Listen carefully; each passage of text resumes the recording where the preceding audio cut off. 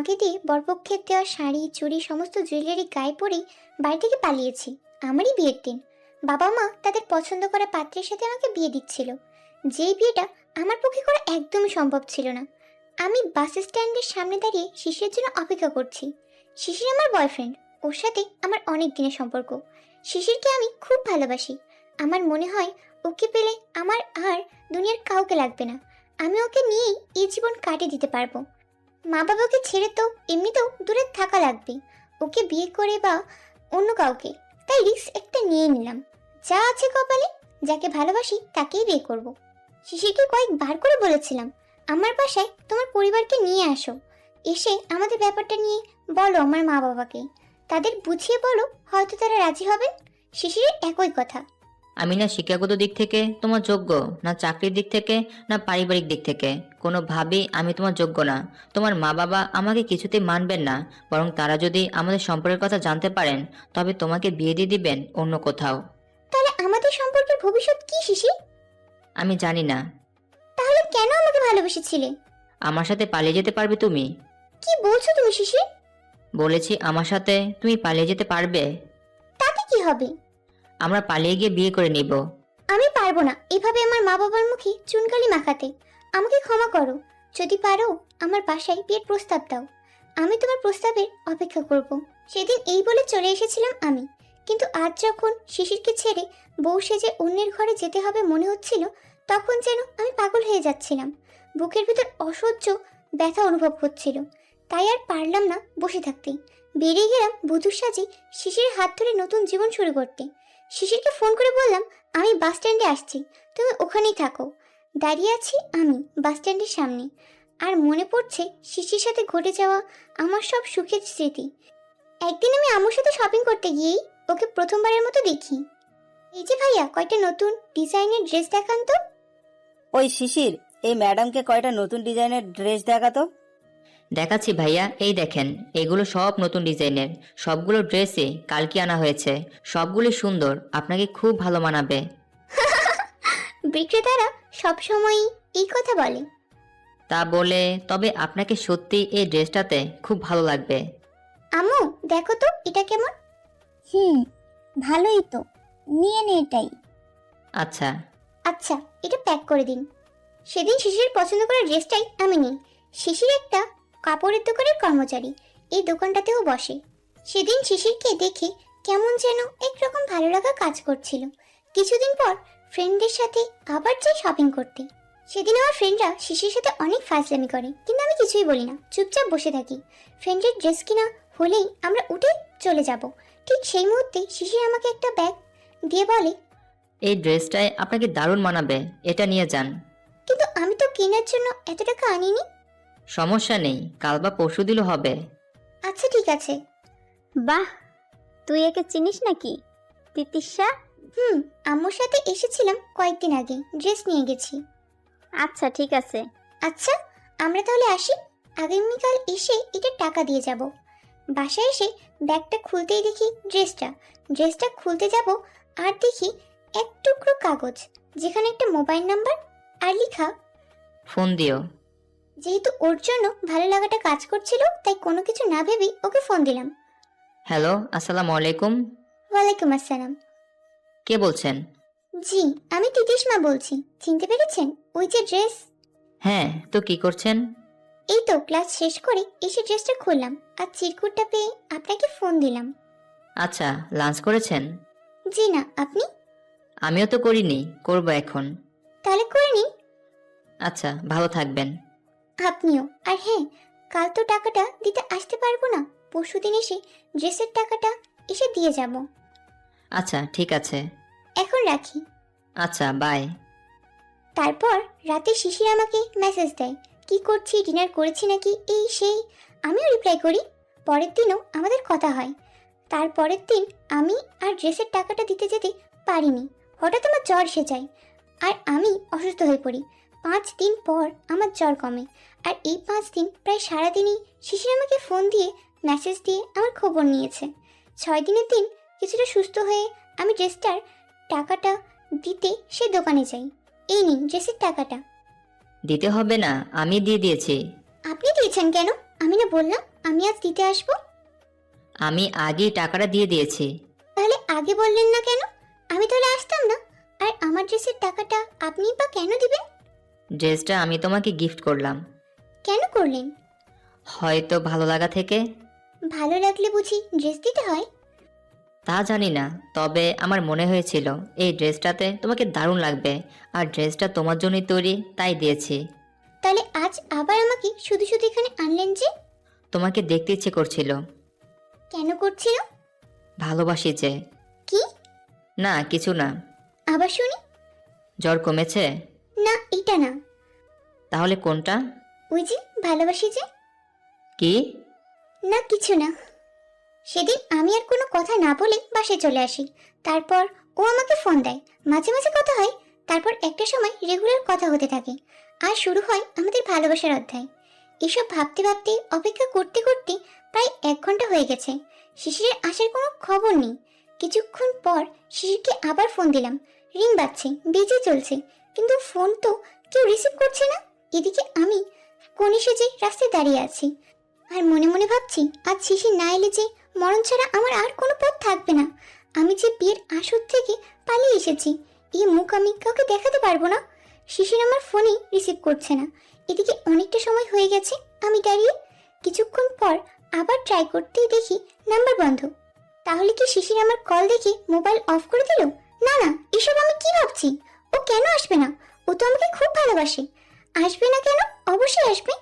1.25 ঘন্টা হয়ে গেছে, শিশির কোনো খবর নেই, মোবাইল অফ। আমি বুঝতে পারলাম শিশির আর আসবে না। কিন্তু আমি কি করব এখন? আমি তো বাসায়ও ফিরে যেতে পারবো না। তাহলে কি করব আমি? আমার যে এখন একটাই পথ খোলা। আমি বাস স্ট্যান্ড থেকে সরে সোজা রাস্তার মাঝখানে এসে দাঁড়িয়ে গেলাম, আর একটা গাড়ি এসে কোনো রকম ব্রেক করে আমার পায়ের কাছে থামলো। এই মেয়ে, তোমার মাথা খারাপ হয়েছে? দেখে চলতে পারো না? কথাটা বলেই গাড়ি থেকে একজন নেমে এলো। আমি তখনও শিশিরের ধ্যানে। তিতিসমা, তুমি এখানে? তুমি এখানে কি করছো? একা একা কি করছো তুমি এখানে? আমি এবার ভালো করে মানুষটার দিকে তাকিয়ে দেখি এই যে নিহাত। কথা বলছি না কেন তিতিসমা? একটু পরে আমাদের বিয়ে, আর তুমি এখানে কি করছো? না মানে আমি। চলো, এক্ষুনি চলো, গাড়িতে ওঠো। নিহাত আমার হাত ধরে গাড়িতে তুলে। ভাবি, রাস্তায় এসে আমার বন্ধুর জন্য অপেক্ষা করছিলেন নাকি? বরকে পেয়ে আমাকে দেখিয়ে চলে যাচ্ছিস? হঠাৎই আমার বান্ধবী প্রিয়া এসে আমাকে ডাকলো। একটু আগে ওকে আমি একটা টেক্সট করেছিলাম যে আমি বাস স্ট্যান্ডের ওখানে আছি, আর সবাইকে ছেড়ে পৃথিবী থেকে বিদায় নিচ্ছি। তুই আমার বাবা মাকে একটু দেখিস, ভালো থাকিস। যদিও বান্ধবীরা সবাই আমাকে এতক্ষণ ফোন দিচ্ছিল, মাও দিয়েছে বেশ কয়েকবার, কিন্তু আমি কারো ফোনই রিসিভ করিনি। হয়তো আমার টেক্সট দেখে প্রিয়া আমাকে খুঁজতে এখানে চলে এসেছে। প্রিয়া মিহাদ আর ওর বন্ধুদের বুঝালো ও আর আমি পার্লার এসেছিলাম। সাত শেষে আমি রাস্তায় এসে দাঁড়িয়েছি। ও টাকা পরিশোধ করে আস্তে আস্তে লেট হচ্ছিল, আর ততক্ষণই মিহাদের সাথে আমার দেখা। আপু, আসুন আসুন, গাড়িতে বসুন। আপনার আর আপনার বন্ধুর এত দেরি হলো কেন ভাইয়া? আপনার আত্মীয় স্বজন সবাই তো তিতিসনাদের বাসায় পৌঁছে গেছে। আপনি কি করে জানলেন? না মানে আন্টি এখন ফোন করেছিল, বলল তিতিসনাকে নিয়ে তাড়াতাড়ি আয়, বরযাত্রী চলে এসেছে। তিতিসমাকে যে গাড়ি করে আনতে চাচ্ছিলাম সেটা রাস্তায় নষ্ট হয়ে যায়, গাড়িতে সমস্যা দেখা দেয়। তাই আমি আর রাহুল পরে রওনা দিই অন্য গাড়িতে, আর সবাইকে বলি আপনারা গিয়ে খাওয়া দাওয়া করুন। ভালোই হয়েছে, আর রাস্তায় বউয়ের সাথে দেখা। হ্যাঁ, আপনাদের এত দেরি কেন? আর বলবেন না ভাইয়া, পার্লারের লোকজন বলেছিল বাসায় এসে সাজিয়ে দিয়ে যাবে।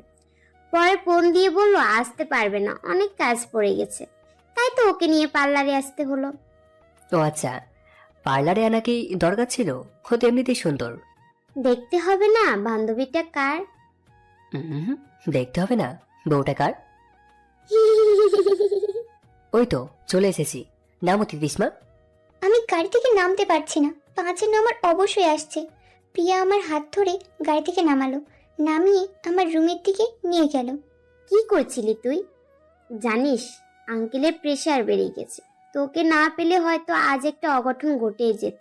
মিস নেহাকে টেক্সট করে বলে দিয়েছি তোকে পেয়েছি, আন্টি আঙ্কেলকে জানাতে। জানিস সবাই জিজ্ঞেস করছিল বউ কই। পরে আমি আন্টিকে বলতে বলেছি বলুন সাজানোর জন্য পার্লারে গেছে। ভাগ্যিস নিজেরা নিজেরা সাজিয়েছিলাম বলে কেউই দেখিনি সাজাতে বাসায়, নয়তো আজ রক্ষে ছিল না। পরে স্নেহা, রাহি ওরা ওই দিকটা সামলিয়েছে, আর আমি তোকে খুঁজতে বেরিয়েছি। কতগুলা কল দিয়েছি আমরা সবাই মিলে, দেখেছিস আন্টি কিভাবে কাঁদছিল জানিস? শুধু আঙ্কেলের জন্য নিজেকে শক্ত রেখেছে, নইলে যে আঙ্কেল আরো চিন্তিত হয়ে কিছু একটা হয়ে যেতে পারে সে ভয়। কেন করলি এমন? কেন নিলি এমন পদক্ষেপ? শিশিরের জন্য। কই এলো তোর শিশির? প্রিয়াকে জড়িয়ে ধরে কেঁদে ফেললাম। আমি আঙ্কেল আন্টিকে এখানে নিয়ে আসছি, তুই বস। স্নেহার রাহি ওনাদের সামলাচ্ছে। বাবা মা দুজনেই আমার রুমে আসলেন। কই গেছিলি মা? দেখ তোর বাবার কি অবস্থা। বাবাকে সবাই ধরে ধরে আমার রুমে নিয়ে এসেছে। বাবার মুখ দেখে বোঝা যাচ্ছে বাবা কতটা কষ্ট পেয়েছেন আর তার কতটা কষ্ট হচ্ছে। আমি দুজনকে জড়িয়ে ধরে কাঁদতে লাগলাম। আমাকে তোমরা ক্ষমা করে দাও মা, আমাকে তোমরা ক্ষমা করে দাও বাবা, আমার ভুল হয়ে গেছে। হয়েছে, থাম, এবার যা হবার হয়েছে, এখন সব কথা থাক, বিয়েটা আগে হোক। বাবা কোনো কথাই বলতে পারছে না, শুধু চোখ থেকে জল গড়িয়ে পড়ছে। সবাই ভেবেছে হয়তো তার কলিজার টুকরো মেয়ের বিয়ে হয়ে যাচ্ছে বলে সে এতটা ভেঙে পড়েছে। আমি যখন পালিয়ে গিয়েছিলাম তখন একটা বারের জন্য আমার মনে হয়নি আমার বাবা মায়ের কি হবে আমি চলে আসার পর। অথচ সন্তান হিসেবে আমার প্রথমেই এই কথাটাই মাথায় রাখা উচিত ছিল, না হলে বাবাকে আজ এতটা অসুস্থ হতে হতো না। আজ যদি বাবার কিছু হয়ে যেত তাহলে কি পারতাম আমি নিজেকে ক্ষমা করতে? কখনোই পারতাম না। যেই মা বাবা আমাকে জন্ম দিল তাদের কথা চিন্তা না করে দুদিনের পরিচয়ের এক ছেলের জন্য আমি ঘর ছেড়ে পালিয়েছিলাম। অথচ যারা জন্ম দিল, এত বড় করলো, আদর যত্ন করে মানুষ করলো, তাদের কথা একটা বারও ভাবলাম না। আর যার জন্য ঘর ছেড়েছিলাম সে কিনা আমাকে ছেড়ে দিল। আসলে পৃথিবীতে বাবা মায়ের মতো আপন কেউ হয় না। যে কেউ আমাদের হাত ছেড়ে দিতে পারে মাঝপথে, কিন্তু বাবা মা তাদের প্রাণ থাকতে আমাদের হাত ছাড়েন না। এত বড় একটা ভুল করার পরও তারা আমাকে ক্ষমা করে দিলেন। আর আমি কিনা এত বড় একটা ভুল সিদ্ধান্ত নিয়ে যাচ্ছিলাম। আমাদের যে কোনো সিদ্ধান্ত নেওয়ার আগে বাবা মায়ের সাথে সেটা শেয়ার করা উচিত, তাহলে কখনোই আমাদের জীবন আশঙ্কায় পড়বে না। আজ যদি আমার এই পালিয়ে যাওয়ার কথা জানাজানি হয়ে যেত তাহলে আমার আর নিহাদের পরিবার কলঙ্কিত হতো। দুটো পরিবারের মান সম্মান ধুলায় মিশে যেত। আমার বাবা মা হয়তো সবার কটু কথা সইতে না পেরে মরে যেত। এখনই বাবার যে অবস্থা হয়েছে, না না, আমি আর সব কিছু ভাবতে পারছি না। কেউ একজন রুমে এসে বললেন কনের মা বাবাকে সবাই ডাকছে। বাবা আমার মাথায় হাত রাখলেন। মা আমাকে বললেন, মা এমন কিছু করিস না যাতে আমরা মরার আগেই মরে যাই। আমি চুপচাপ কাঁদতে লাগলাম। স্নেহা, প্রিয়া আমাকে সান্ত্বনা দিল। কিছুক্ষণ পর আমার আর নিহাদের বিয়েটা হয়ে গেল।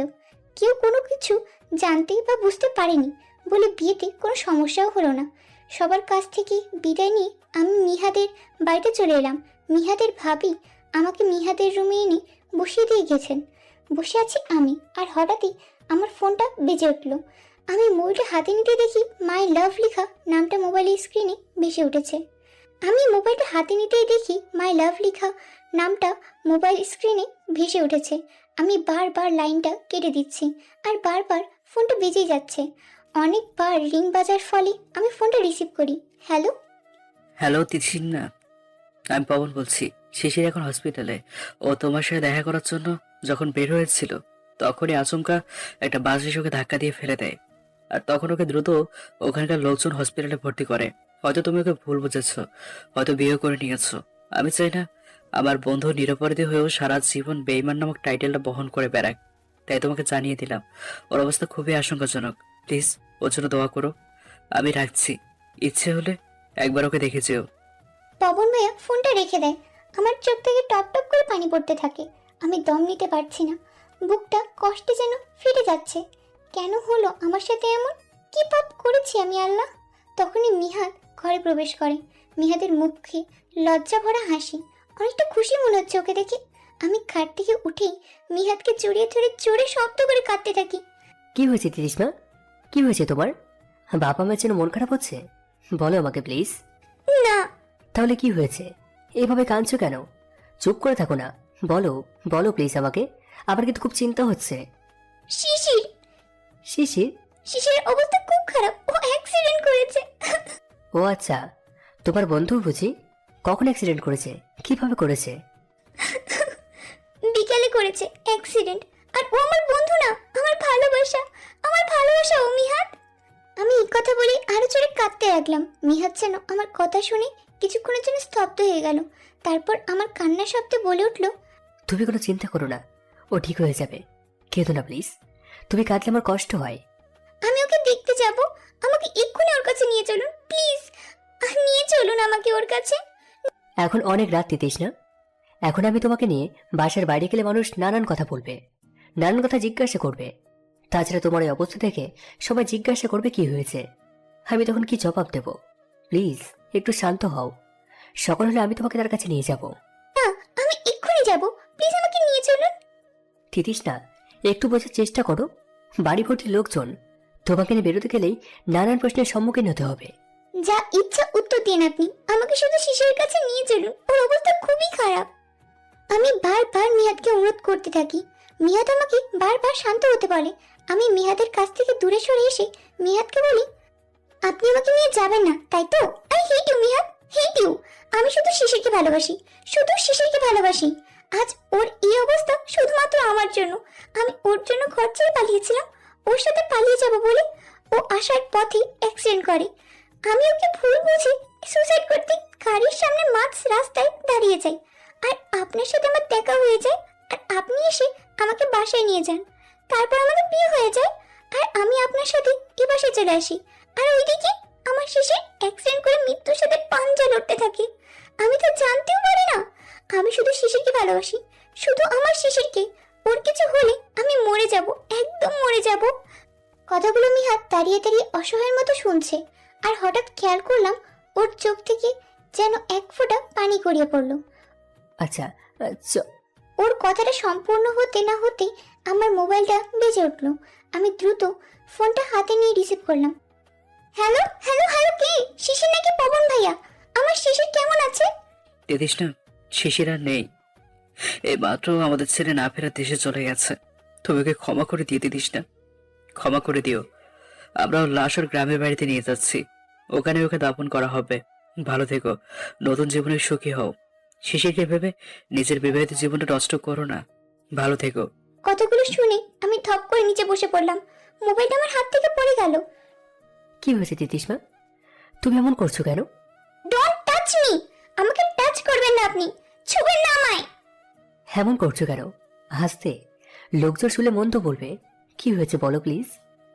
আমার শিশির এই পৃথিবীর মায়া ত্যাগ করে চলে গেছে। আমার শিশির মরে গেছে, শুধুমাত্র আমার জন্য মরে গেল। আমার শিশির। আর তোর জন্য আমি আমার শিশিরকে একটাবার দেখতে পারলাম না। আমি আমার শিশিরকে একটাবার দেখতে। তোকে আমি কোনোদিন ক্ষমা করবো না, কোনোদিন না, কোনোদিন না। যখন একা এক ঘুরিয়ে বসেছিলাম, ভেবেছিলাম একদিন না একদিন হয়তো তোর জন্য আমার মনে ভালোবাসার ফুল ঠিকই ফুটবে। কিন্তু না, তোর জন্য আমার মনে কোনো দিন ভালোবাসার ফুল ফুটবে না, ফুটবে শুধু ঘৃণার ফুল। I hate you Mihad, I hate you. এক সপ্তাহ পর আমি অফিস যাচ্ছি, উঠে ফ্রেশ হয়ে খেয়ে নিও। মিহাদ অফিসে চলে যাই, আমি শুয়ে আছি। মানুষটা এই কয়দিন আমাকে অনেক সাপোর্ট দিয়েছে, অনেক বুঝিয়েছে শিশিরের মৃত্যুটা একটা অ্যাক্সিডেন্ট। আর একদিন সবাইকে এই পৃথিবী ছেড়ে যেতে হবে। দুদিন আগে বা পরে বাসায় সবাইকে বলে দিয়েছে আমি নতুন বিয়ে করে এসেছি এই বাড়িতে। একটা পরিবার ছেড়ে অন্য এক পরিবারে, অন্য এক পরিবেশে এসেছি। তাই আমার সব কিছু মানিয়ে নিতে একটু সময় লাগবে। তাই যেন আমাকে মানিয়ে নেয়, কেউ যেন আমাকে ভুল না বুঝে। পরিবারের সবাই আমাকে হাসানোর চেষ্টা করে, ভালো রাখার চেষ্টা করে। আমার শ্বশুর শাশুড়ি, ভাসুর, যা, মিহাদের ভাবি, সবাই আমাকে অনেক আদর করে, সবাই আমাকে বুঝায়। মেয়ে হয়ে জন্ম নিলে একদিন তো নিজের পরিবার ছেড়ে অন্য একটা পরিবারে সবারই যেতে হয় মা। এই দেখো, তোমার ভাবিও তো এসেছে এই পরিবারে, তারপর এই সংসারটাকে আপন করে নিয়েছে। তোমারও এই সংসারটাকে আপন করে নিতে হবে, নিজের ভাবতে হবে, আমাদের সবাইকে আপন করে নিতে হবে। জি মা। আর আমাকে তুমি বোন ভাববে, ঠিক আছে? বড় যা ভাবার কোনো দরকার নেই। আমি তোমাকে ছোট বোন করে নিলাম। আজ থেকে তুমি আমার ছোট বোন। আমরা দুজন মিলে এই পরিবারটাকে আগলে রাখবো। আচ্ছা ভাবি। ভাবি না, তুমি আমাকে আপু বলে ডাকবে। আচ্ছা ঠিক আছে আপু। চুলগুলো কেমন এলোমেলো করে রেখেছো, এসো বেঁধে দিই। এবারের প্রতিটা মানুষ কত ভালো, আমাকে কত আদর করে। যেখানে শাশুড়িরা জায়েরা নাকি কত রেশারেশি করে শুনি, সেখানে তারা আমার কত যত্ন নেয়, আদর করেন, স্নেহ করেন। মানুষগুলোকে আমারও হচ্ছে ভালোবাসতে হবে, সম্মান করতে হবে। আমিও তাদের আপন করে নিই, সম্মান করি, সেবা করি। সন্ধ্যাবেলায় সবার জন্য চা বানাই, নাস্তা বানাই, সবাই একসাথে বসে খাই আর গল্প করি। ভাইয়া আপুর জন্য আর আমার জন্য প্রায় বাইরে থেকে খাবার নিয়ে আসেন, চুড়ি কসমেটিক্স নিয়ে আসেন। নিহাদও আপুর জন্য আমার জন্য চকলেট আইসক্রিম নিয়ে আসে। কখনো কখনো মায়ের জন্য আমার জন্য আপুর জন্য একই রকম শাড়ি নিয়ে আসে। কি সুন্দর একটা পরিবার। কে বলেছে শ্বশুরবাড়ির মানুষগুলা কখনো আপন হয় না? চাইলেই হয়, ইচ্ছে করলে সবাই মিলেমিশে সুখের একটা সংসার সাজানো যায়। সকালে ঘুম থেকে উঠেই এখন আমি আপুকে কিচেন রুমে গিয়ে জিজ্ঞেস করি, আপু কি করতে হবে আমার? তুমি কেন এত সকালে উঠেছো? নতুন বিয়ে হয়েছে তোমার, একটু তো নিজের বরকে সময় দাও। আমাকে হেল্প তো সারা জীবন করতে পারবে। যাও। না আপু, আপনি বলেন কি করব আমি? আচ্ছা ঠিক আছে, আমি রুটি বানিয়ে নিচ্ছি, তুমি আলু ভাজি কেটে নাও। দুপুরে আমি তরকারি কেটে দিই, ভাবি রান্না করেন, তারপর আমি সব ঘর ঝাড়ু দিয়ে গোসল করে নিই। আপু আর আমি দুজন মিলেমিশে কাজ করি। কাজ শেষে নামাজ শেষে খাওয়া দাওয়া করে রেস্ট নিই। সন্ধ্যায় মায়ের রুমে গিয়ে একসাথে সবাই বসে গল্প করি। ধীরে ধীরে সবার জন্য আমার মায়া জন্মে গেছে। সবাইকে ছাড়া আমার এখন একদিনও ভালো লাগে না। বাবার বাড়ি গিয়ে একদিন কোনো রকম থেকে চলে আসি। মনে হয় আমার সংসারটাকে আমি ছেড়ে এসেছি। আম্মু বলেন বিয়ের পর স্বামীর বাড়ি মেয়েদের নিজের ঘর। আম্মু আব্বু আমার শ্বশুর বাড়ির সবাই আমার জন্য খুশি। আমি কত সহজে এই পরিবারের সাথে মিশে গেছি। সবার সাথে আমার খুব ভালো সম্পর্ক, একমাত্র মিহাদ ছাড়া। বিয়ের পরের দিনই মিহাদ আমাকে বলে দিয়েছে, হয়তো আমাকে তোমার মেনে নিতে সময় লাগবে, কিংবা আমার উপর তুমি খুব অভিমান করে আছো, কিন্তু আমার পরিবারের কে যেন এসব কিছু না বুঝতে পারে। ওরা যেন না বোঝে আমাদের মাঝে এতটা দূরত্ব। তাদের কখনো বুঝতে দিও না প্লিজ। আমি চাই না তারা কষ্ট পাক। আর তুমি যেদিন আমাকে তোমার মনে জায়গা দিতে পারবে, ঠিক সেদিনই আমি তোমার কাছে আমার ভালোবাসার অধিকার নিয়ে আসবো। হীরাকে তোমার উপর কোনো রকম অধিকার ফলাবো না, চিন্তা করো না। মিহাদের বাবা আর আমার বাবা বন্ধু। আমাদের বাসা আর মিহাদের বাসা দূর তো 1 ঘন্টার মতো। গাড়িতে করে এলে 1 ঘন্টার মতো সময় লাগে। মিহাদের পরিবার আমাদের বাসায় একদিন বেড়াতে আসেন। সেদিনই মিহাদ আমাকে দেখে পছন্দ করে ফেলে আর বাসায় গিয়ে ওর পরিবারে জানায় আমায়ও বিয়ে করতে চায়। আর যেহেতু মিহাদ প্রতিষ্ঠিত একজন ছেলে, আবার পরিবারও ভালো পরিচিত, তাই আমার বাবা মাও রাজি হয়ে যান। এইভাবেই হয় আমাদের বিয়ে। কিন্তু বিয়ের 2 দিন পর ভাবি আমাকে একদিন বললেন, তুমি জানো তিতিসমা, মিহাদ কিন্তু তোমাকে এক দেখাতে সেদিন শুধু পছন্দ করেই ফেলেনি, বরং ভালোবেসে ফেলেছিল। আর আমাকে বলেছিল, ভাবি আমি এই মেয়েকে ছাড়া কাউকে বিয়ে করবো না। আর আমি চাই বিয়ের পরে ওকে আবার সবটুকু ভালোবাসা উজাড় করে দিতে। মানুষ বিয়ের আগে প্রেম করে, আমি বিয়ের পর আমার বউয়ের সাথে প্রেম করব আর খুব ভালোবাসবো। সেদিন আপুর কথা শুনে মিহাদের জন্য একটু মায়া জন্মালেও পরক্ষণে যখন মরে পড়ে গেছে। মিহাদ আমাকে সেদিন হসপিটালে নিয়ে যায়নি বলেই আমি আমার শিশিরকে শেষ দেখাও দেখতে পাইনি। আর তখনই মায়াটা আবার বুকের মধ্যেই মিশে গেল। আমি এবারে সবাইকে আপন করে নিলেও মিহাদকে আমি আজও আপন করে নিতে পারিনি। জানি না কোনোদিন পারবো কিনা। আজ আমার আর মিহাদের বিয়ের 1 মাস পূর্ণ হয়েছে। মিহাদ তাই আমাকে আজ ট্রিট দিতে রেস্টুরেন্টে নিয়ে এসেছে। আমি আসতে চাইনি রেস্টুরেন্টে। যদি জানতাম রেস্টুরেন্ট নিয়ে আসবে আমাকে, তাহলে আমি আসতামও না। আমাকে আমাদের পাশে নিয়ে যাওয়ার কথা বলে নিয়ে এসেছে। যদিও রেস্টুরেন্টে ঢুকেই বলেছে খাওয়া দাওয়া শেষে রাতে আমাদের বাসায় নিয়ে যাবে। আমাদের বাসায়ও আসা হয় না অনেক দিন। 1 ঘন্টা দূরত্ব বলে আরও আসা হয় না। গাড়ি জার্নি আমার সহ্য হয় না, একদম বমি বমি লাগে। যদিও বাইকে চড়তে কোনো রকমই প্রবলেম হয় না, কিন্তু বাইকে করে আসতে হলে মিহাদের সাথে আসতে হবে বলে আমি আসি না। আজ আপু জোর করে মিহাদের সাথে বাইকে করে পাঠিয়েছেন। একবারও মিহাদকে জড়িয়ে ধরে বসিনি, না ধরে বসে এসেছি। বেচারা বারবার বলছিল, ধরে বসে আমায়, পড়ে যাবে। শুনিনি কথা। বসে আছি রেস্টুরেন্টে। মিহাদ ওয়েটারকে বলে একটা কেক আর আমার প্রিয় খাবারগুলো আনালো। আমি অবাক হয়ে জিজ্ঞেস করলাম, এগুলো আপনারও পছন্দ? যেহেতু তোমার পছন্দ তাই আমার পছন্দ।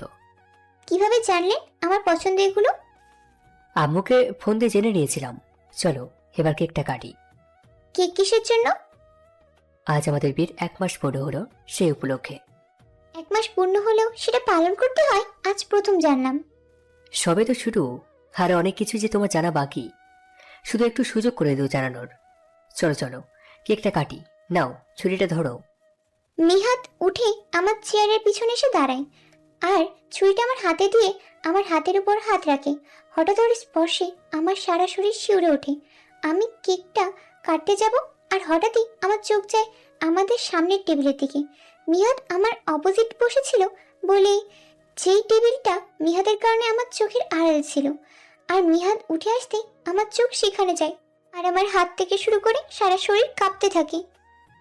হে তিতিস না, কি হলো? তিতিস না, কি হলো তোমার? কাঁপছো কেন তুমি? আমি মিহাদকে কোনো উত্তর না দিয়ে আমার হাতে তর্জনী আঙ্গুল দিয়ে সামনের টেবিলের দিকে ইশারা করলাম আর সঙ্গে সঙ্গে আমি সেন্সলেস হয়ে গেলাম। আমার যখন জ্ঞান ফিরে আমি তখন আমাদের বাসায়, আমার রুমে, আমার খাটে। তিতিসমা, এই তিতিসমা, কি হয়েছে তোর? তিতিস না, হঠাৎ কি হলো তোমার? মিহাদ, বলো। মিহাদ, শিশির। শিশির? শিশির কি? আমি আমি আমি শিশিরকে দেখেছি। কি, তুমি শিশিরকে দেখেছো? তা কিভাবে সম্ভব? বিশ্বাস করুন, আপনি যখন চেয়ার থেকে উঠে এসে আমার পিছনে দাঁড়ালেন তখনই আমার সামনের টেবিলে চোখ যায় আর আমি দেখতে পাই শিশিরকে। শিশির না 1 মাস হয়ে গেছে মারা গেছে? তাহলে ও কি করে রেস্টুরেন্টে আসবে বলো? তুমি হয়তো ভুল দেখেছো, অন্য কাউকে তুমি শিশির মনে করেছো। জানি না, আমি কিচ্ছু জানি না, কিন্তু এটা জানি ওটা শিশিরই ছিল। আমি শিশিরকে দেখেছি, স্পষ্ট দেখেছি। আমার দু চোখ ওকে চিনতে কখনোই ভুল করবে না, কোনোদিন না। শিশির বেঁচে আছে, হ্যাঁ হ্যাঁ, আমার শিশির বেঁচে আছে। কে এই শিশির? আমি তো কিছুই বুঝতেছি না। ওই যে আম্মু, আপনি হয়তো চিনবেন না, শিশির হচ্ছে তিতিশার বন্ধু। কি হয়েছে ওর? আমাদের বিয়ের দিয়ে শুনেছিলাম ও অ্যাক্সিডেন্টে মারা গেছে। এখন তিতিশা বলছে ও নাকি রেস্টুরেন্টে দেখেছে তাকে। মৃত মানুষ রেস্টুরেন্টে আসবে কি করে? আমি তো সেটাই বলছি। পবন ভাইয়া মিথ্যা বলেছে, শিশির তাহলে সেদিন মারা যায়নি। কেন বললো মিথ্যা? এটা আমার জানতে হবে, আর শিশিরকেও আমার খুঁজে বের করতে হবে। আচ্ছা, সকালে আমরা ওকে খুঁজে বের করব, তুমি এখন একটু ঘুমাও। তুমিও বাবা শুয়ে পড়ো, অনেক রাত হয়েছে। আচ্ছা আম্মু। আমার তো কিছুতেই ঘুম আসছে না, আর আসার কথাও না। আমি কখন শিশিরকে দেখবো, আমার সেই অপেক্ষা। তিতিশমা, হুম। ঘুমাও না প্লিজ, তুমি অসুস্থ। না, আমি একদম ঠিক আছি। একটা কথা জিজ্ঞাসা করব? করুন। 1 মাস কিভাবে দেখতে দেখতে চলে গেল, তাই না? হুম। এতদিন আমার জন্য কি তোমার মনে একটু ভালোবাসা কিংবা মায়া জন্মায়নি? আমার জন্য কি তোমার একটু মায়া হয় না? এত রাতে আর এমন একটা সিচুয়েশনে কিসব কথাবার্তা শুরু করলেন? আচ্ছা, তাহলে এসব বাদ। হুম। আর একটা কথা বলি। বলুন। তুমি আমাকে আর আমার পরিবারকে ছেড়ে যাবে না তো? আমার পরিবারের সবাই কিন্তু তোমাকে খুব ভালোবাসে। আর আমি এবার চুপ করে আছি, খেয়াল করি মানুষটার চোখ থেকে পানি পড়ছে। আপনি কি একটু ঘুমাবেন? অনেক রাত হয়েছে কিন্তু, সকালে আমাদের আবার শিশিরকে খুঁজতে যেতে হবে।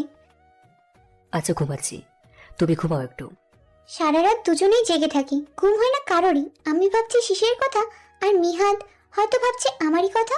সকাল হতেই ফ্রেশ হয়ে মিহাদকে বলি, চলুন আমরা ওই রেস্টুরেন্টে গিয়ে নাস্তা করি, যদি শিশির ওখানে থেকে থাকে। তোমার কি মাথা খারাপ হয়েছে?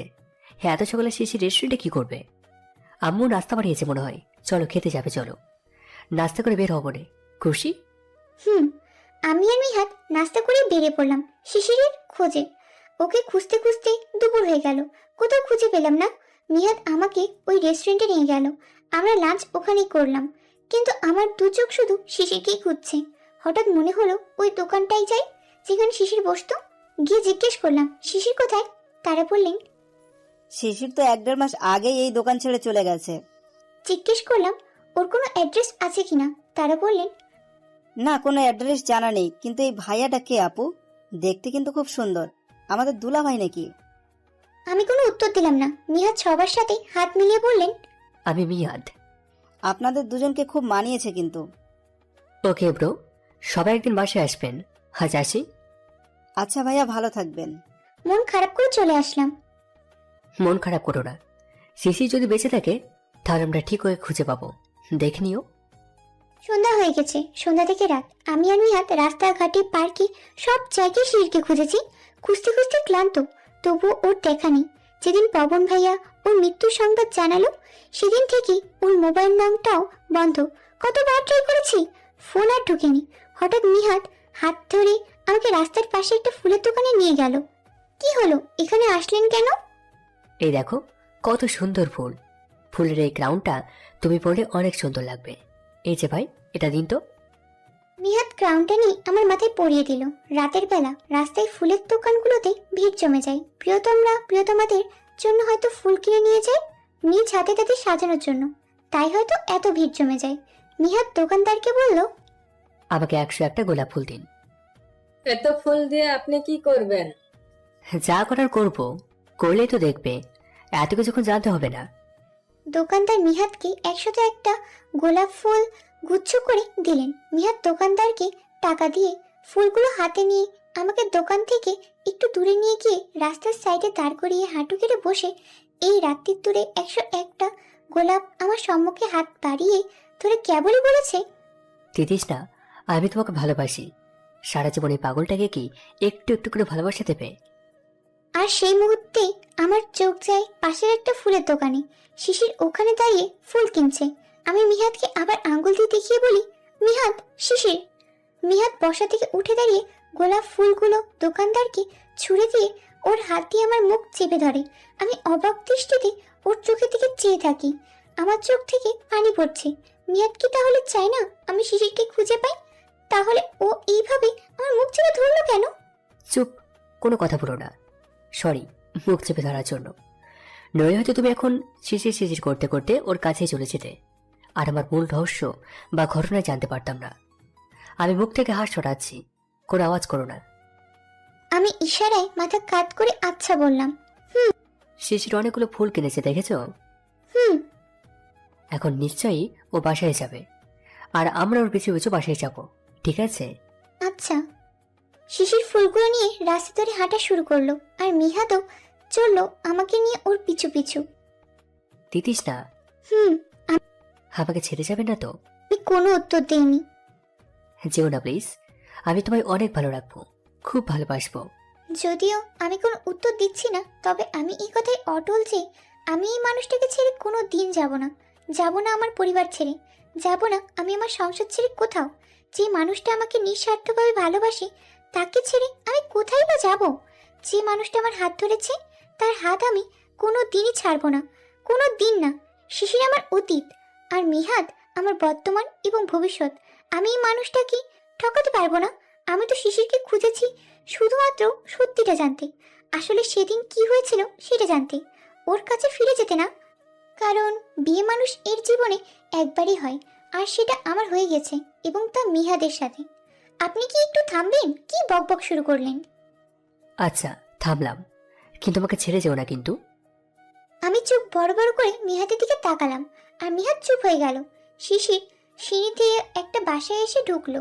আমরাও ধীরে ধীরে সেখানেই যাচ্ছি। শিশির কলিং বেল বাজাতেই একটা মেয়ে দরজা খুলে দিল, আর শিশির সাথে সাথেই ভিতরে ঢুকে ফুলগুলো মেয়েটার হাতে দিয়ে বলল, I love you my dear wife. আমি আর মিহাদ দরজা থেকে একটু দূরে দাঁড়ালাম। I love you too my dear husband.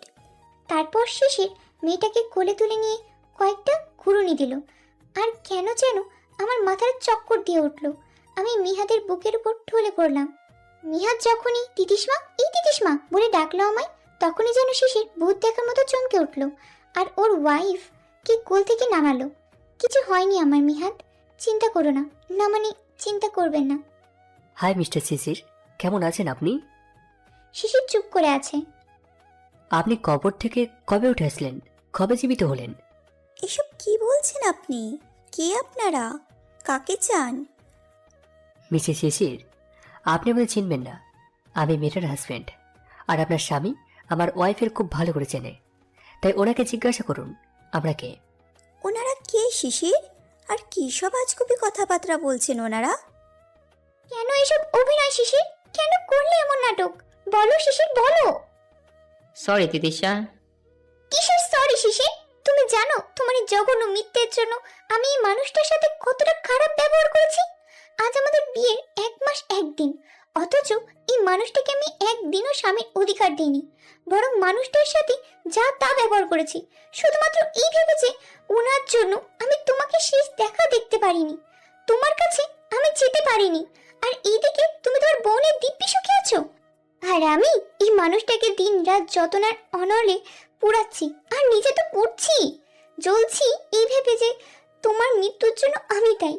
সেদিন আমি তোমাকে ফোন করে আসতে না বলে তুমি আসার জন্য বের হতে না, আর অ্যাক্সিডেন্ট করে মারা যেতে না। কি বলছেন আপনি এসব? শিশির কেন মারা যাবে? আপনি আপনার শিশিরকে সব খুলে বলতে বলুন। কি হয়েছে শিশির? সবকিছু খুলে বলো আমায়, বলো শিশির, বলো বলো। আচ্ছা আচ্ছা বলছি আমি, প্লিজ থামো তোমরা, প্লিজ থামো। আমি আর তিতিশা একে অপরকে ভালোবাসতাম, কিন্তু ওদের সাথে কোনোভাবেই আমার যায় না।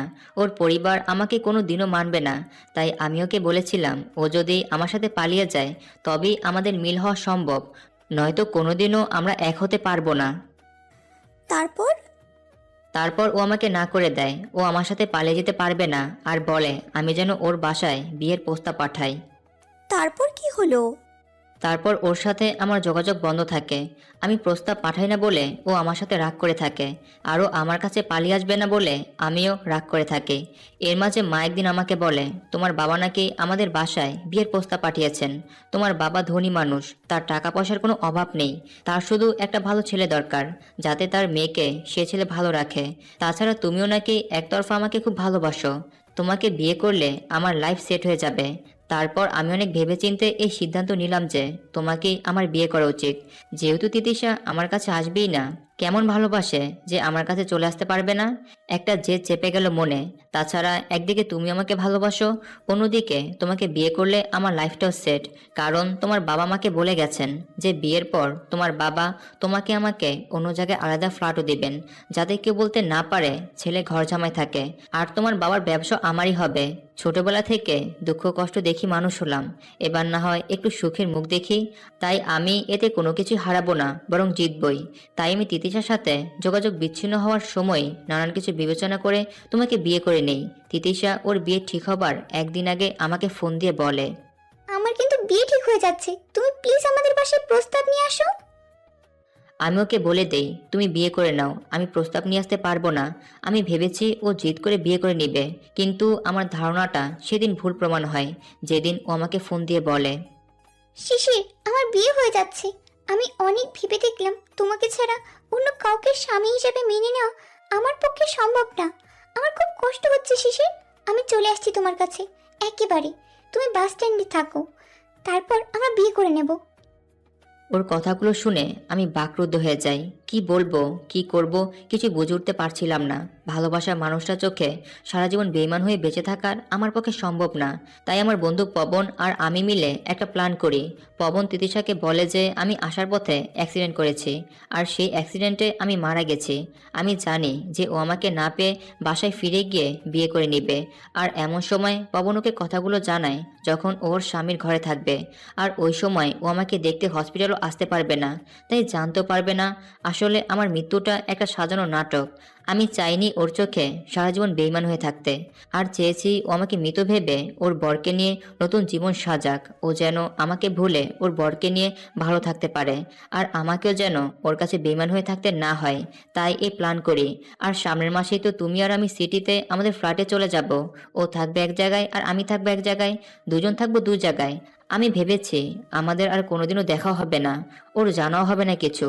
দুজনই দুই দিগন্তে ভালো থাকবো, কিন্তু আজ দেখা হয়েই গেল। আজ আমার হাসতে ইচ্ছা করছে খুব, জানো শিশির, খুব হাসতে ইচ্ছা করছে। তুমি কি করে জানো যে আমার বাবা মা রাজি হবে না? একটা বার বলে দেখতে তো পারতে। হ্যাঁ, আমি জেদ করেছিলাম, এটা ঠিক, কিন্তু জেদটা ছিল যে যাকে আমি এত ভালোবাসি সে কেন আমার বাবার কাছে এসে আমাকে চাইতে পারবে না? তাহলে কি সে আমায় ভালোবাসে না? একটা বার আমার বাসায় প্রস্তাব নিয়ে আসতে কি আমার ক্ষতি হচ্ছে তো শিশির? আমি তোমাকে বারবার বলেছি তুমি শুধু এসে আমার বাবার সাথে দেখা করো, বাকিটা আমি দেখবো। কিন্তু তোমার একই কথা, তোমাকে বিয়ে করতে হলে পালিয়ে বিয়ে করতে হবে। যেই মানুষটার জন্য আমি বিয়ের আসর ছেড়ে 2 ঘন্টা অপেক্ষা করেছি, সেই মানুষটা আমাকে না জেনে বিয়ে করে নিয়েছে। একটা বিবাহিত পুরুষের জন্য আমি অপেক্ষা করেছি 2 ঘন্টা, অথচ এই 2 ঘন্টা আমার কাছে বছরের চেয়েও বেশি মনে হয়েছে। যেই মানুষটা বিয়ে করে বউ নিয়ে সুখে শান্তিতে দিন কাটাচ্ছে, সেই মানুষটা না আসা দেখে আমি সুসাইড করতে গাড়ির সামনে গিয়ে দাঁড়িয়ে গিয়েছিলাম। কতটা বোকা আমি, কতটা! অন্যের স্বামীর জন্য আমি মরতে গিয়েছিলাম। হাসি থামছে না আমার, দেখো খুব হাসি পাচ্ছে আমার আজ, খুব। আমি অপেক্ষায় ছিলাম তুমি আমার বাসায় প্রস্তাব নিয়ে আসবে। ভেবেছিলাম আমি যোগাযোগ অফ করে রাখলে তুমি বাধ্য হয়ে আসবে আমার বাসায়, কিন্তু আমি কি জানি যে তুমি বিয়ে করে নেবে এই সুযোগে। কতটা বোকা আমি। যাই হোক, কংগ্রেচুলেশনস, সুখী হন আপনারা। আজ থেকে মনে করব শিশির আমার জন্য মৃত। যেমনটা গত 1 মাস ভেবে এসেছি। ভালো থাকুন আপনারা, খুব ভালো থাকুন। তিতিশা, প্লিজ আমাকে ক্ষমা করে দাও প্লিজ। আমি যা করেছি তোমার আর আমার ভালোর জন্যই করেছি। প্লিজ ক্ষমা করে দাও, ক্ষমা করে দাও প্লিজ। আমি হাত জোড় করে ক্ষমা চাচ্ছি। আমার চোখ থেকে টপ টপ করে পানি পড়তে থাকে, ভিজে যাচ্ছে স্নিগ্ধারও 2 চোখ। আমি কোনো কথা না বলে ওখান থেকে প্রস্থান করলাম। আমাকে পেছন থেকে শিশির আর মিহাদ ডাকছে, আমি ওদের কথা যেন কানেই নিচ্ছি না। হেঁটে যাচ্ছি, হেঁটেই যাচ্ছি খোলা রাস্তায়।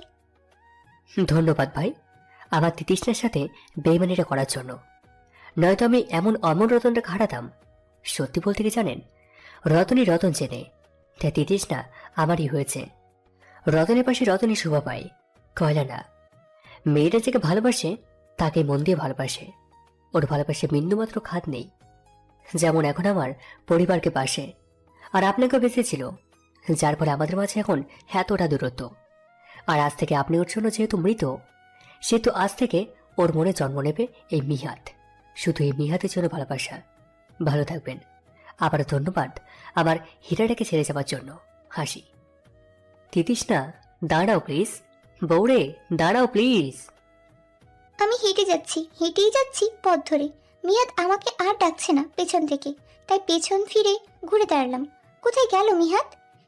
এই যে মিসেস মিহাত, আমাকে খুঁজছেন? এই যে আমি।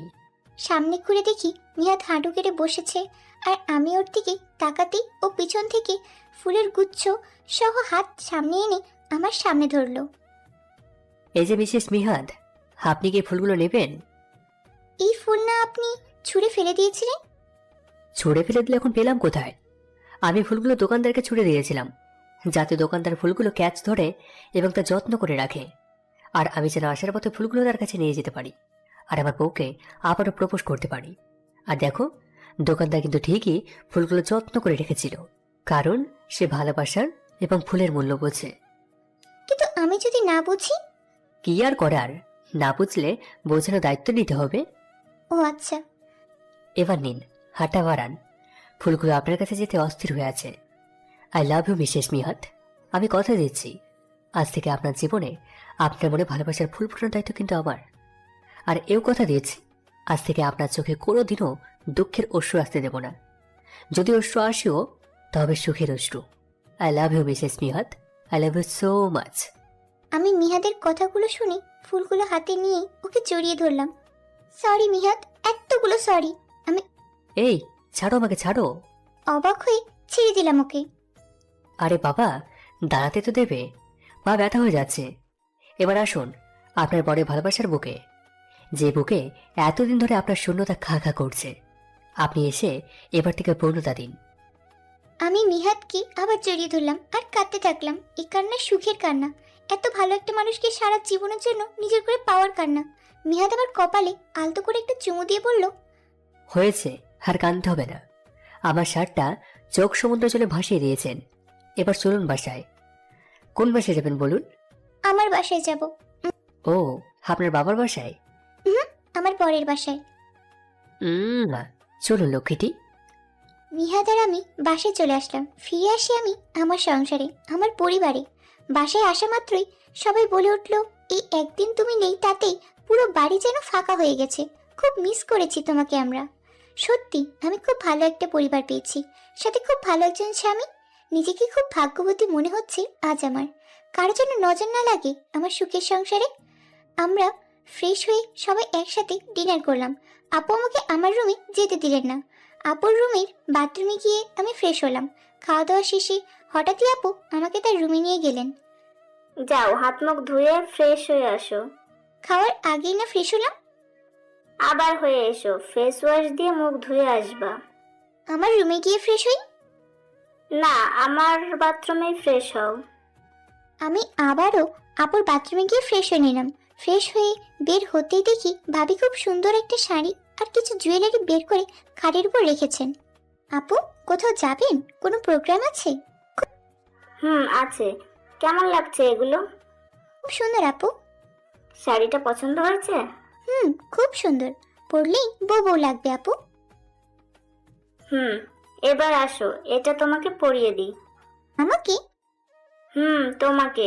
কেন আপু? আমার দেবর আমাকে মেসেজ দিয়ে তোমরা আসার কিছুক্ষণ আগে বলেছে যে তোমার জন্য এমন একটা শাড়ি কিনতে যেটা পরলে তোমায় একদম বিয়ের কোণে লাগবে। আর কিছু জুয়েলারিও কিনতে বলেছে। আজ শুক্রবার, তোমার ভাইয়াও বাসায়, তাই তোমার ভাইয়া আর আমি এগুলো কিনেছি। এই যে তোমার ভাইয়া আমার জন্যও কিনেছে এগুলো। আসেন নতুন বউ, আপনাকে সাজিয়ে দিই আপনার বরের জন্য। আমি আপুর কথা শুনে এবার একটু লজ্জাই পেলাম। আপু আমাকে শাড়ি পরিয়ে গহনা পরিয়ে সাজিয়ে দিলেন। সত্যি আমার বোনটাকে একদম বিয়ের কোণে লাগছে। লাভ ইউ আপু। Love you too. এবার চলো, আমার বোনটাকে আমি তার নিজের রুমে দিয়ে আসি। ভাইয়া মা উনারা দেখবেন না তো? দেখুক, তাতে কি? লজ্জা লাগছে। ইস রে, এত লজ্জা পেতে হবে না, এবার চলো। সবাই আমাকে দেখে বলল খুব সুন্দর লাগছে। ভাইয়া আপুকে বলল, দেখছো আমার বোনটাকে কত সুন্দর লাগছে। দেখতে হবে না, সাজিয়েছে কে? ও, তুমি সাজিয়েছো? তাই তো বলি, এমন দেখাচ্ছে কেন? কি? তারপর আপু আমাকে আমার আর মিহাদের রুমে নিয়ে গেলেন। ও মা, রুমের দরজা তো ভিতর থেকে লক করা। ভাবি আওয়াজ দিতেই ভিতর থেকে দরজা খোলা হলো। আমি উপর দিকে তাকানোর আগেই কে যেন আমার চোখ ধরে ফেললো। বলো তো কে? কে আবার? বাসায় একটা বিড়াল আছে না, সেই বিড়ালটা। আচ্ছা, আপনারা থাকেন, আমি এবার যাই। ওকে ভাবি, এবার so sweet, thank you. Welcome. Mihad আবার চোখ ধরে হাঁটিয়ে রুমের ভিতর নিয়ে যায়। চোখ কি খুলতে দিবেন না? দেব। আমি হাত সরাচ্ছি, তুমি চোখ খুলো না। আমি যখন বলবো তখন খুলবে। আচ্ছা। মিহাদ আমার চোখ থেকে হাত সরিয়ে নেয়। আমি চোখ বন্ধ করে রাখি। মিহাদ আমার গলায় চেন আর হাতে আংটি পরিয়ে দেয়। এবার চোখ খোলো। আমি চোখ খুলে দেখি আমাদের খাটটা ফুল দিয়ে সাজানো, আর খাটের মাঝখানটায় ফুল দিয়ে লেখা আই লাভ ইউ তিতিসমা। এমন সারপ্রাইজ আমি কল্পনাও করিনি। তারপর হাতের আংটি আর গলার চেন দেখি। এই আংটি আর চেন আমি বাসুরাতে তোমার মুখ দেখে তোমাকে দেবো বলে কিনেছিলাম, কিন্তু আর দেওয়া হয়নি, তাই আজ দিলাম। পছন্দ হয়েছে? খুব। ভাবিকে বলেছিলাম শাড়ি গহনা শেরওয়ানি আর ফুল কিনে রাখতে। ভাবি তোমাকে সাজিয়েছে, আর এ ফাঁকে আমি তোমার জন্য ঘর সাজিয়েছি। পছন্দ হয়েছে? অনেক। সব পছন্দ হয়েছে, শুধু আমি ছাড়া, তাই না? আমি লজ্জা ভরা হাসি দিয়ে দুষ্টুমি করে মাথা নিচু করে মাথা ঝাঁকিয়ে বললাম কি? আমাকে তোমার সত্যি পছন্দ হয়নি? সত্যি না? আমি এত সুন্দর করে শাড়ি পরে সেজে দাঁড়িয়ে আছি, নায়িকার মতো লাগছে আমায়, আর আমার সামনে দাঁড়িয়ে আছে টি শার্ট পরা এক বিড়াল। কিভাবে পছন্দ হবে শুনি? ইস রে, ঘর সাজানো তারায় তারায় আমার শেরওয়ানি পরা হয়নি। সোজাসুজি বললেই তো হতো শেরওয়ানি পরে নিন, এত বাহানা করে বলতে হয়? আপনি আমাকে এত বুঝেন? যাকে ভালোবাসি তাকে বুঝবো, তো কাকে বুঝবো? এই এই, এবার কিন্তু জড়িয়ে ধরতে এসো না। শেরওয়ানি পরে নি, তারপর যত খুশি ততবার জড়িয়ে ধরো। মনে মনে ভাবি, এই ছেলে আমার মন বুঝে কি করে? মিহাদ শেরওয়ানি পরে নাই, শেরওয়ানিতে ওকে অদ্ভুত সুন্দর লাগছে। মায়া ভরা মুখটা যেন আরো মায়াময় লাগছে। কেমন লাগছে আমায়? একদম আমার বরের মতো। এবার আসুন মিসেস মিহাদ, যত খুশি ততবার জড়িয়ে ধরুন। আমার বয়ে গেছে। ওকে ওকে, আপনার আমাকে ধরতে হবে না, আমি আমার বউকে কত জড়িয়ে ধরতে পারি। এই বলে মিহাদ আমাকে ওর বুকে জড়িয়ে নিল। পূর্ণতা পেল কিছু আশা, কিছু ভালোবাসা। 2 বছর পর আজ আমার ডেলিভারি ডেট। আমার থেকে নিহাদি বেশি টেনশনে আছে। আমাকে হসপিটালে নিয়ে আসা হয়েছে। শোনা বউ, হুম। তুমি কিন্তু একদম ভয় পেও না, কেমন? কিচ্ছু হবে না তোমার। একটু পর আমাদের ভালোবাসার ফুল আমাদের কোলে আসবে। ভয় তো আমি পাচ্ছি না, পাচ্ছ তো তুমি। আর এত বড় ছেলে কাঁদলে কেমন দেখায় বলো তো? কই কাঁদছি আমি? কাঁদছি না তো। চোখে কি যেন পড়েছে। তখনই নার্স এসে বলল আমাকে এখন ওটিতে নিয়ে যাবে। নিহাত আমার কপালে চুমু দিয়ে অশ্রু ভরা চোখে ঠোঁটের কোণে এক চিলতে হাসির রেখা টেনে আমাকে বিদায় জানালো। বাইরে মিহাত, ভাইয়া, আপু, আমার আম্মু, মা সবাই অপেক্ষা করছে। সাথে অপেক্ষা করছে আমাদের ছোট্ট প্রিন্সও, ভাইয়া আর আপুর ছেলে। কিছুক্ষণ পর নার্স বাইরে গিয়ে মিহাদের কোলে আমাদের মেয়েকে দিয়ে বলল আপনার মেয়ে হয়েছে। সবাই খুশিতে মিহাদকে জড়িয়ে ধরল। বাসায় একটা রাজপুত্র ছিল, একটা রাজকন্যারই অভাব ছিল। এখন বাড়ি পরিপূর্ণ। আমাকে বেডে দেওয়া হলো। মিহাদ আমাদের মেয়েকে নিয়ে আমার কাছে এলো, আমার কপালে একটা আদর দিল। আমরা বাবা মা হয়ে গেছি সোনা বউ, আমরা বাবা মা হয়ে গেছি। আল্লাহ আমাদের একটা রাজকন্যা দিয়েছেন। তুমি খুশি হয়েছো? খুব বেশি। একটা কথা বলবো? বলো। ভালোবাসি। আল্লাহ, দেখছিস মা, ফাইনালি তোর মা আমাকে ভালোবাসি বলেছে। আমি যদি জানতাম তুই আসার পর তোর মা আমাকে ভালোবাসি বলবে, তাহলে তোকে আমি আরো আগেই আল্লাহর কাছে চেয়ে নিয়ে আসতাম। পাগল একটা, ভালোবাসি বলিনি বলে কি এতদিন ভালোবাসিনি? থাক থাক, আর বলতে হবে না। ওকে, বলবো না। এক ফুল, তোর মা কত কিপটুস, একবার ভালোবাসি বলেই আর বলবে না। ফুল? ফুল, আমাদের ফুল, আমাদের ভালোবাসার ফুল। ফুল মামুনি, তোমার বাবাকে বলে দাও তোমার মা তাকে খুব খুব খুব ভালোবাসে। মা ফুল, মাকে বলে দাও বাবাও তোমাকে অনেক অনেক অনেক বেশি ভালোবাসে। মা বাবার কথা শুনে আমাদের ছোট্ট ফুল হাসছে, হাসছে মিহাদ, আর সাথে আমিও। এমন হাসি খুশিতেই কাটে যেন সবার জীবন। এই দোয়া রইল, সবাই ভালো থাকুন, সুস্থ থাকুন।